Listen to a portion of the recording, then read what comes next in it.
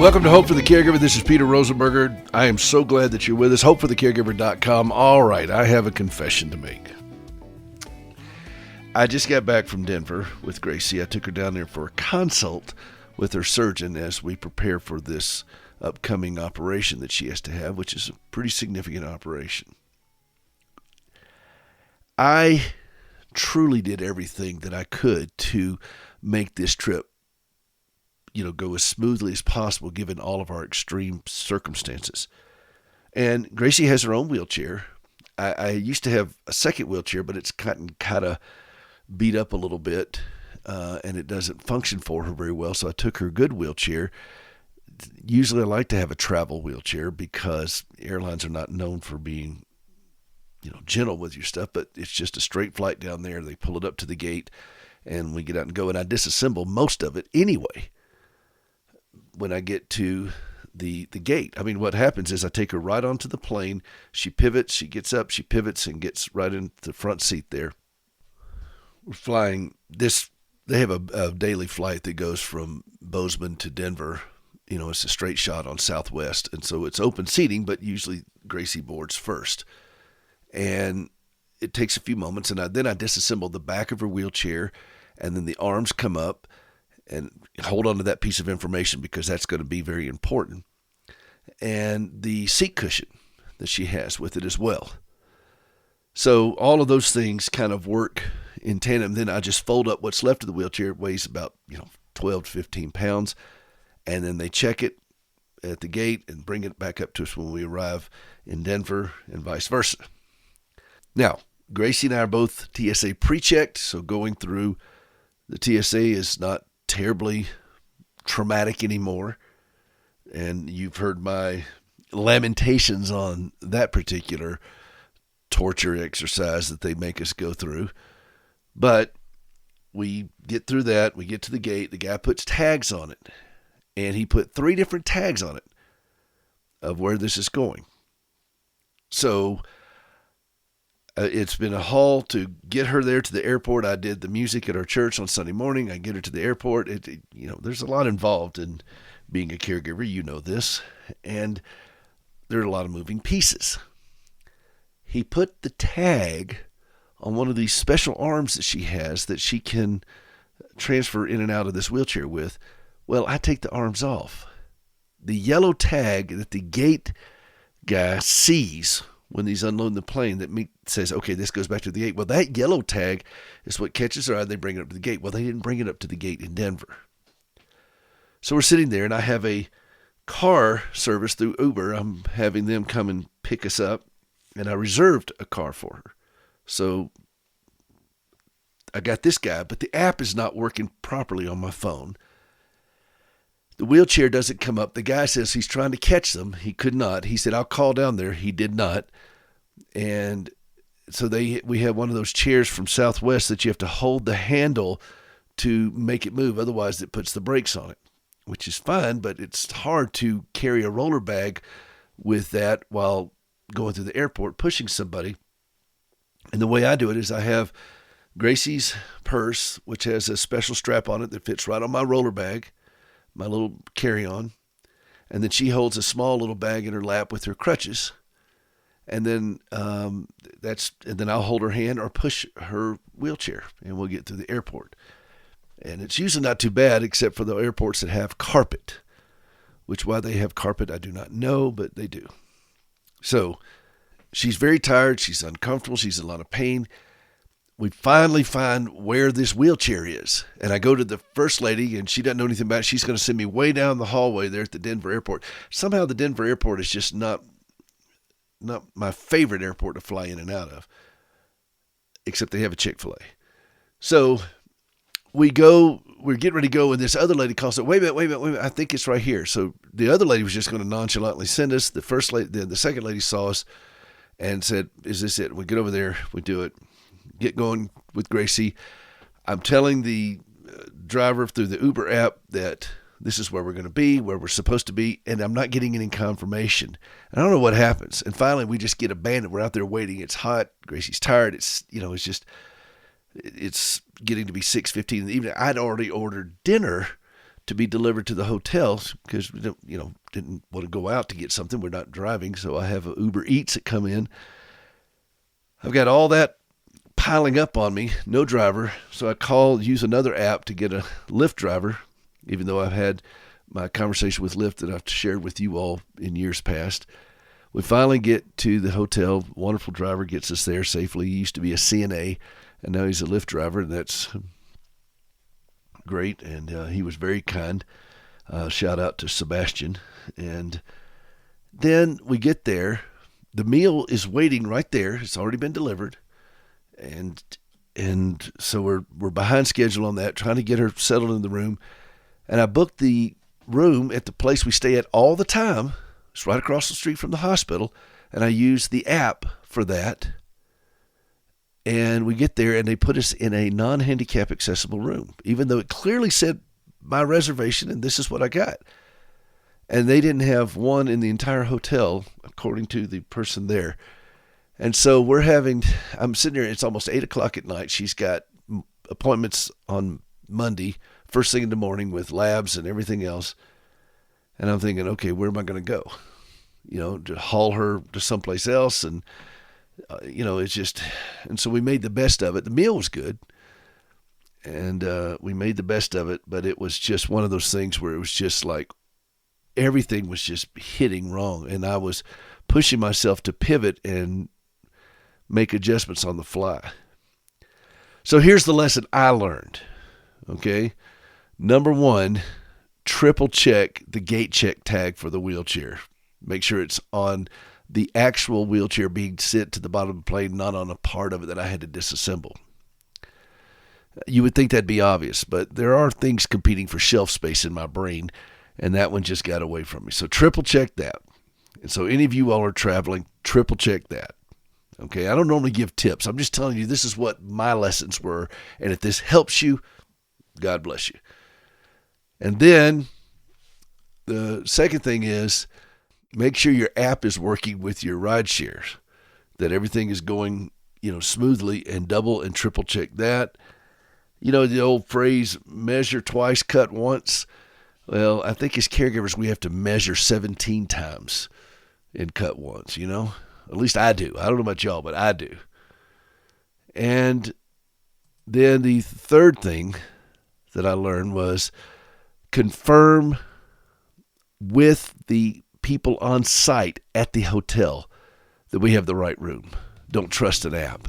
Now, you should think that you wouldn't have to worry about that. And for most people, it really isn't a big deal. But if you have to have handicap accessible features, then I think the burden is just going to have to be on us.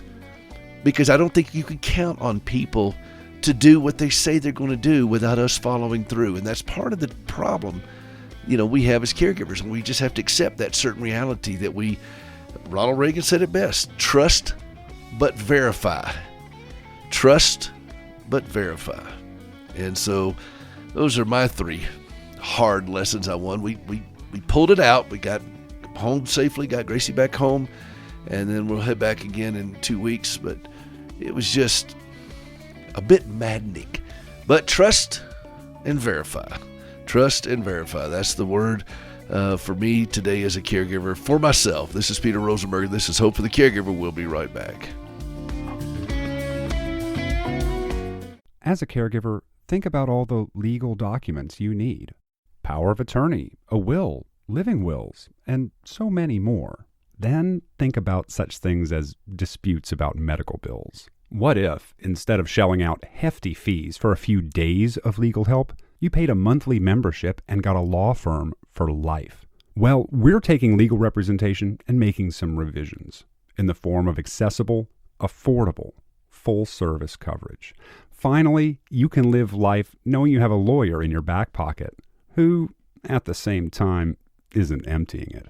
It's called Legal Shield, and it's practical, affordable, and a must for the family caregiver. Visit caregiverlegal.com. That's caregiverlegal.com. Isn't it about time someone started advocating for you? www.caregiverlegal.com. an independent I'll never assessment. forget walking into the hospital room after Gracie had her second amputation. Both legs are gone now. And she looked at me. She said, I know what I'm going to do. And I was kind of startled. I said, well, what are you going to do? She said, I'm going to help provide prosthetic limbs to my fellow amputees and tell them about Jesus. And I said, well, baby, can we get out of the hospital first? But she never let it go. And for almost 20 years, we've been working out of Ghana, West Africa. We treat patients all over there from other countries that come there. We send supplies. We send teams. We sponsor patients. We work with a prison where inmates volunteer to disassemble used prosthetic limbs so we can recycle the parts. All of this because Gracie trusted God with her heartache. We've got a huge shipment of supplies that is being loaded up right now to go out soon. Would you help us do it? Standingwithhope.com/giving. Standingwithhope.com/giving. There's prosthetic feet, knees, pylons, sleeves, adapters, all kinds of connectors. All of these things we are sending over there so that people can walk. We're going to point them to Christ. Help us out. Standingwithhope.com/giving.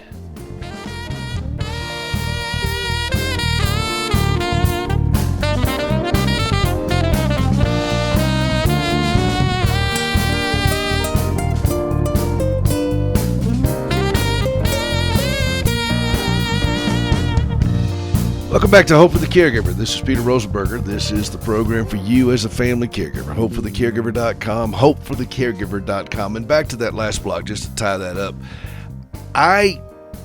Gracie was questioning my use of apps, and I get that.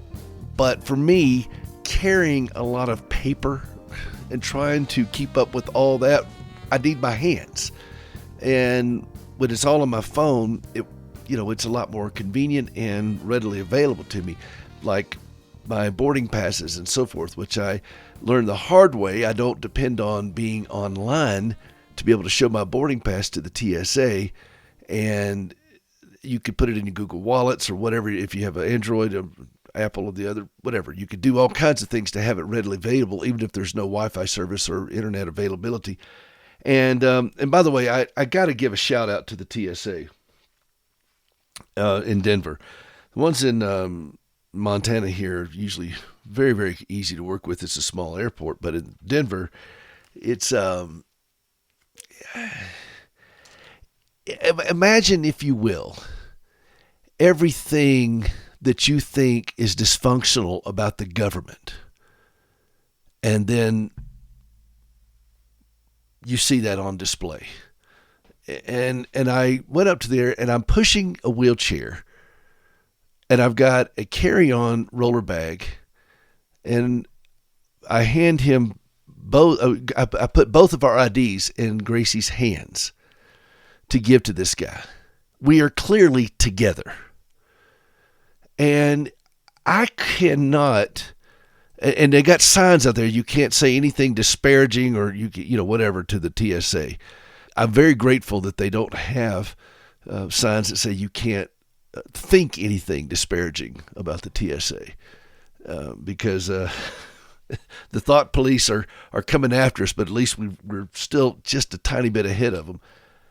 And so she hands both IDs to him, and this guy is this, he's got a bit of an attitude. He's a little bit surly, and he's a low talker. Okay? I mean, the guy's a low talker. We're in this massive, cavernous place there at the airport. There's people everywhere. It's just mass pandemonium, and he's up there just being a low talker. And you know what that is from Seinfeld. Remember that lady with the low talker and convinced Jerry to wear the puffy shirt? Well, that's what we're dealing with here. And he gets all snippy at Gracie because she hands him two IDs for both of us. And he said, well, I only need yours. And I've got both my hands full. And as he got snippy, I remembered the sign. And, of course, Gracie gives me that look of you're not supposed to say anything that will in any way impugn these people. You know how people they're found in contempt of Congress? Well, I'm pretty much in contempt of Congress, the federal government. I'm in contempt of a lot of things. But I was being measured in my response as this guy continued to get snippy. And I'm like, dude, you're going to have to speak a little louder so we can understand clearly what you're saying. And the guy was just a jerk. And, traveling with somebody in a wheelchair is hard enough. I think I told you all that story about at the same airport, TSA, wasn't the same guy, But there was, at that particular time, there was nobody there in that whole part of the queue. I mean, on 20 feet on either side of me, there's not, but we had this maze we had to go 20 feet, 20 yards on either side. There was nobody there. And we had this maze we had to go through pushing a wheelchair. And so I undid one of the straps and pushed her all the way through. And the guy at the TSA made me push Gracie all the way back through an empty queue and come back in the wheelchair line that was not identified. And come back over some other line, but it was not. I was, I handled that in the way that you think I would handle it. And I, I, I was, well, there's a sanctification process that goes on in my life when I go through the TSA. Let's just say that, all right? And I'm like you all. I mean, I'm a caregiver, and I'm juggling 16 different things, and we've got all this stuff we put on people because all right, I'm going to swerve into an area that's my opinion and not my experience. In my experience, they make it very difficult for people pushing wheelchairs and so forth, and it is a bit challenging, and we're doing the best we can, but these guys can be a bit challenging. So I did my best to be measured, and as Gracie says, don't hurt your witness, which always is incredibly inspiring for me to hear from her when I'm in the midst of that, but I try not to. I admire people who can keep a cheerful disposition in moments like this, but I struggle with that. I really do. I get irritated. I get irritated with foolishness, and I don't even know what to say. I and you see strange people at the airport too. But I saw this one guy, and he was walking around and had this shirt on that said "Freedom," and he was wearing a mask. And then I saw people with double mask, and I was like, it's a strange place. But irrespective of which, I go back to what I said: trust but verify. And I do like using the apps because it does help keep it concise. But if you do have connection problems, sometimes it can be a bit of a challenge. Take that and do with it what you will. And if that helps, but I would highly recommend, if you travel a lot with your loved one, well, even if you don't, really think through all the stuff that's going to happen, because it's going to be challenging, particularly if you're at a major airport. If you're at a smaller airport, like we leave going out from here in Bozeman, they're pretty easy to work with for the most part. They're very gracious and helpful and so forth. But when you get to big airports where they're just inundated with so many people, it can be very unpleasant. And I've since 9/11, it's just traveling. It used to be fun. And Gracie, you heard on the interview I had a couple of weeks ago with Liz Marshall, who was a flight attendant. We were talking about the old days when you dressed up to go on an airplane. Well, that's over. But Gracie still does, and I still do. I mean, we don't look like vagabonds when we go.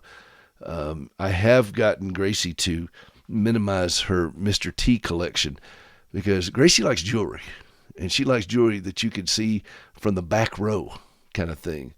And which doesn't work well when you go through airports. So I tried it. She's done very well at concisely packing, and she doesn't like it, but we've had to work this out because we have to travel back and forth. That's one thing about living out so far where we live. If you want to get to these kinds of facilities where you have those kind of doctors, we were kind of spoiled in Nashville because we live 5 minutes from Vanderbilt University Medical Center, and so it was no big deal. I just go back to the house if we forgot something. But out here, you have to think it through, and you have to plan, and there is a lot of planning that goes. I still think that being out of the city, and by the way, I heard more sirens because we stay right there near the hospital, the hotel, and we heard more sirens that night than I hear out here in a year, because we live so remotely way out in the country. So that's the trade-off we have. But if you do travel with your loved one and you have any type of mobility challenges like that, my experience has taught me, be very thorough, I guess is the best word, to go back and look at, maybe even make a checklist, because there's just too many things that compete for shelf space in our brains. And I mean, think about it. Think about all the things that we have to make sure to check, all the boxes we have to check to do this. Just, and then my father-in-law came down and checked on the house while I was at dinner. He called me yesterday. He said, "Did you mean to leave your door unlocked at the house?" And I was like, "Well, no, I didn't." I mean, fortunately, where we live, it's not really that much of an issue. But I thought I'd locked it up, but he found it and got it taken care of, and I was very grateful for that. But that gives you an idea of just the moving pieces, and even remembering where we parked, kind of thing. It could be a bit of a challenge. It's just amazing. I mean, I've been doing this since I was 22. You would think I'd have a pretty good system, but it just gangs up on you. And I don't, if you stress out about it, that can be its own set of problems. And I admit I was pretty vexed by the time I got to the hotel and they put us in the wrong room, and the lady at the counter was just like, "Yeah, well, I'm really sorry." And I'm like, wow, you remember, well, you probably don't watch The Simpsons, but Homer once said to Marge, "Sorry doesn't put the thumbs back on the hands, Marge," kind of thing. And I think we're going to find in this world we live in that customer service is such a scarcity that you're going to have to assume that they're not going to care and they're not going to do their job right. And I hate to say that. And I would love for you to tell me differently, but I'm going to assume for the most part that most people aren't going to care in places like when you're doing things like this, travel and high volume places like this, that they're probably not going to care, and they're probably not going to do their job with any kind of enthusiasm. And when it happens, I'm always pleasantly surprised and delighted. But if I go in there expecting it, I will be disappointed greatly. And I hate that. I hate that for our country. I hate that for those of us who travel with all kinds of special needs and considerations and so forth. But the onus is on us. And there was a time when that was not quite the same way. But I think those days are over, and I think that we have to be prepared for it, that we're going to run into all kinds of craziness, and we're going to have to adjust on the fly. And you can do all the planning you want. I had it right there in my app. I got it. I pulled up the email where they sent me and confirmed, here's what you're getting with a roll-in shower. You got a ADA accessible room and all that kind of stuff, and zip, zero, nada. And there wasn't so much of, "Hey, we hate this for you. We're gonna make this right. We're gonna do something here. Don't you worry. I know you're tired. Let us help you." No, there wasn't any of that. There was, "Hey, I'm sorry. Nothing I can do. I just work here. I'm just here. There's nothing I can do."